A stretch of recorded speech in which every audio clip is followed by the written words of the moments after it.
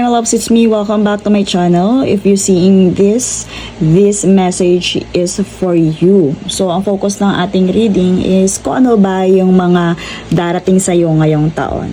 So, my loves, let's see. Kung ano ang darating sa'yo ngayong taon. Darating sa ating collectives ngayong taon.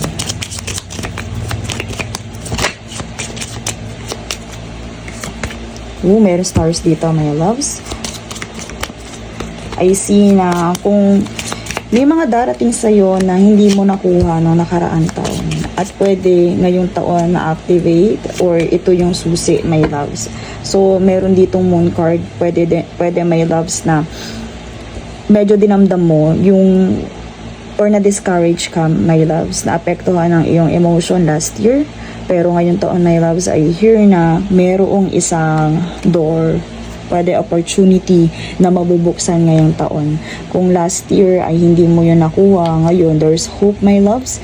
Pwede din, my loves, iyan ay opportunity, career, recognition, my loves. Pwede din winning season because of these stars. Kung ikaw is yung naghahangad ng maraming recognition, kung ikaw ay gustong makatanggap ng mga awards, pwede din, my loves, na ikaw yung tipong gustong sumikat, baka ikaw ay social media influencer, then my loves, I hear na ngayong taon pwede may magbukas sa yung opportunities.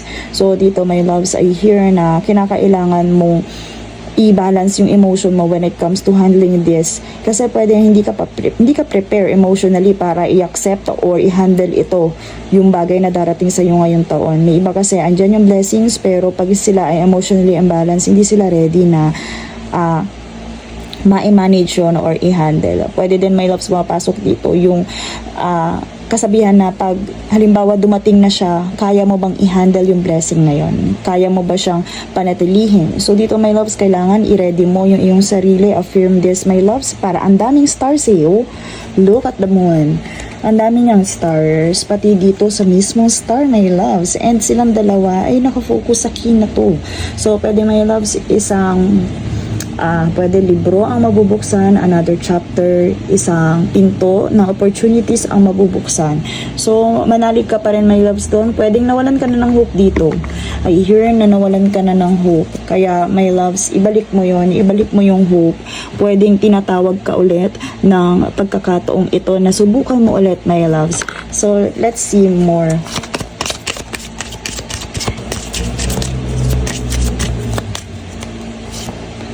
Ayan, my loves, medicine woman, you are a channel for divine healing power. My loves, pwede din since na nandito yung moon and lumabas si Ishel, I hear, my loves, na meron kang kakayahan, talento, pwede kailangan niya ng mga paligid mo, my loves. I hear na kailangan gawin mo ulit yun, itry mo ulit. So, kagaya na lang din yung halimbawa pag-advise, pag-advise, pagtulong sa iba. Pwede emotionally din, or pwede, my loves, dito na isa ka sa pwedeng maging channel para mag-heal ang kapwa mo. Through entertainment, pwede din, my loves, yung makakatulong ka sa kanila. Meron kang magiging part sa buhay nila, sa process ng kanilang healing. Pwede yun, my loves. So, may kinalaman doon, my loves, and spirits are reminding you. Ito yung gusto nilang sabihin sa'yo na with Bridget, don't back down, my love. Stand up for what you believe is right. Pwede talaga sinukuan mo to, na-discourage ka, pero pinapaalala sa'yo ni Spirit, buksan mo ulit. Or pwede, may dumating na pagkakataon, and this time, para sa'yo na talaga yan.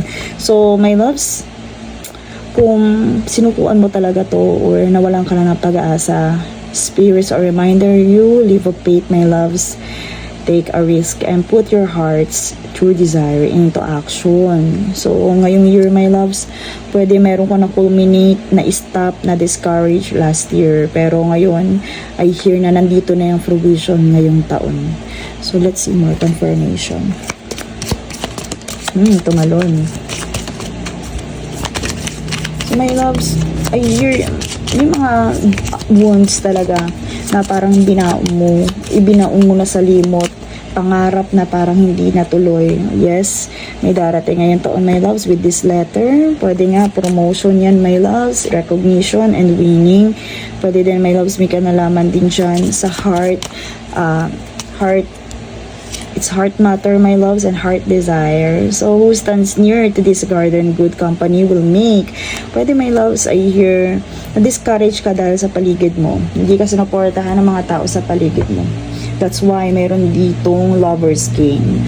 So, pwede, my loves, na nasaktan ka before and you still healing. But right now, my loves, I hear na na-realize mo kahit wala kang support na matanggap sa paligid mo, okay lang.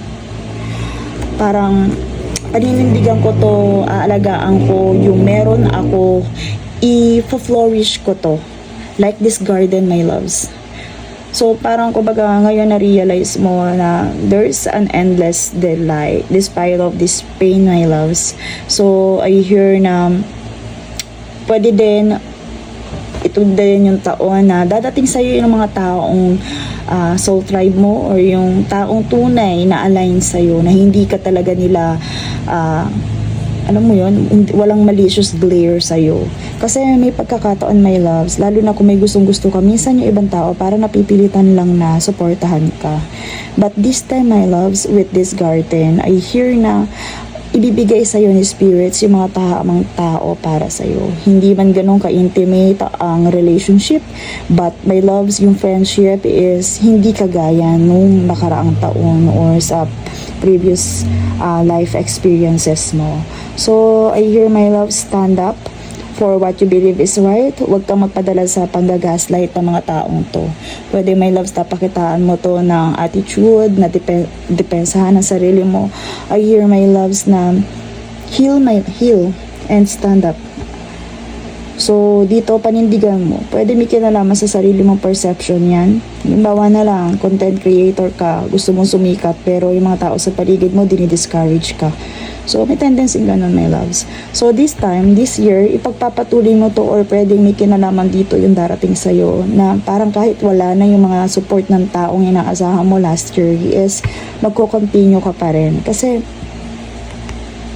pwede din, my loves, na with this letter, may darating sa'yo na news. May kinalaman dito and mapapakita mo doon sa mga taong hindi naniwala sa'yo before na may pag-asa pala. Okay? This letter certainly promises a generous stroke of luck, provided it is not destroyed, my love. So, ipagpatuloy mo lang na magkaroon ka ng impact or magkaroon ka ng, alam mo yung special touch sa buhay ng isang tao. Kagaya nga nun, nakakapagbigay ka ng entertainment or pwede naman na tutulungan mo sila, nag-guide mo sila para mag-heal or magkaroon ng progress in their own ways. Or pwede sinishare mo din ang iyong talent. And by continuing to do that, my loves, I hear na andito may darating sa'yo na isang, sabihin natin, letter, pwede din literal na documents, my loves, ang darating sa'yo ngayong taon. So, dito, my loves, alam mo yung possible, alam mo yung malaki ang possibility na mag-grant. Yung wish mo before or last year na hindi nag-grant before. So, I hear, ang kailangan lang dito is yung iyong paniniwala doon sa pangarap na yon. So, kumbaga dito, ino-open ulit yung kagustuhan mo. Maaari kasi ibinaon mo na siya sa limot at binitawan mo na siya, my loves. So, let's see.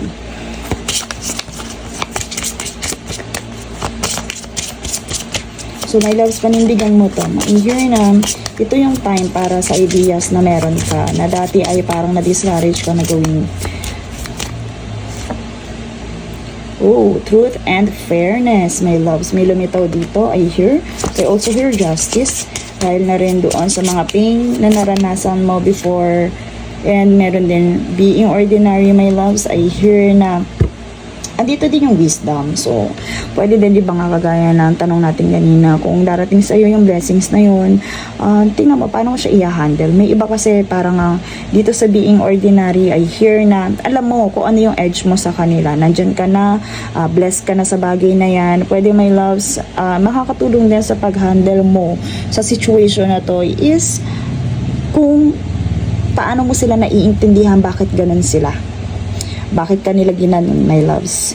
So dito ay here na kailangan mong i-accept yung katotohanan na magkaiba kayo ng desire, magkaiba kayo ng perception in life. So kailangan palawakin mo din yung iyong wisdom pagdating sa part na yon. So dito sa being ordinary, my loves, tingnan mo kung saan sila nanggagaling, bakit sila ganon. Marami sila, halos magkakamuka. I also hear the pattern recognition. Tingnan mo kung ano yung parang kumbaga similarities ng mga taong nang ganun sa'yo, and intindihin mo yan, my loves. I also hear, my loves, kung nakaranas ka ng unfairness sa mga taong to, pwede nandito na rin, ma-activate na rin yung justice, masaserve yung justice para sa'yo, my loves. So let's see, last message from spirits.